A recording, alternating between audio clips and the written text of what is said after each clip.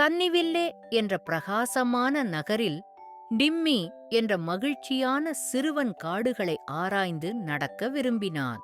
இன்னைக்கு என்ன புதுசா கிடைக்கும் என்று பார்க்கலாமே. அவன் ஒரு விசித்திரமான பலகையைக் கண்டான். அது பேசத் தொடங்கியது. 2 பாதைகள் முன்னிருக்கின்றன. நல்ல பாதை, கெட்ட பாதை. கவனமா தேர்வு செய். டிம்மி முதலில் கெட்ட பாதையில் சென்றான். அவன் குழந்தைகள் ஒருவரை ஒருவர் தள்ளுவது, அனுமதி இல்லாமல் பொம்மைகள் எடுப்பது பார்த்தான். குப்பை எங்கும் இருந்தது. சிலர் விழுந்தவர்களைக் கண்டு சிரித்தனர். அவன் நடக்கிற போதெல்லாம் அந்த பாதை இருண்டது. இங்க ரொம்ப மோசமா இருக்கு, நான் போகணும். இந்த பாதை எனக்கு பிடிக்கல. நல்ல பாதையை பார்ப்போம். டிம்மி, இந்த பாதையில் நல்வழிகளை கற்றுக்கொள்.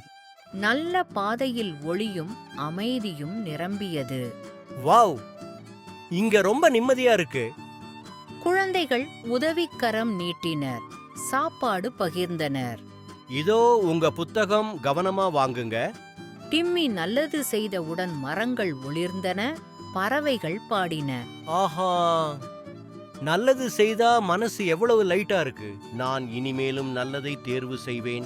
இன்றும் சங்கடமில்லாமல் காடு சொல்லிக்கொண்டே இருக்கிறது. டிம்மி நல்ல பாதையில்தான் நடக்கிறான். 2 பாதைகள். நல்லதை தேர்வு செய், நல்லவனாக வாழு.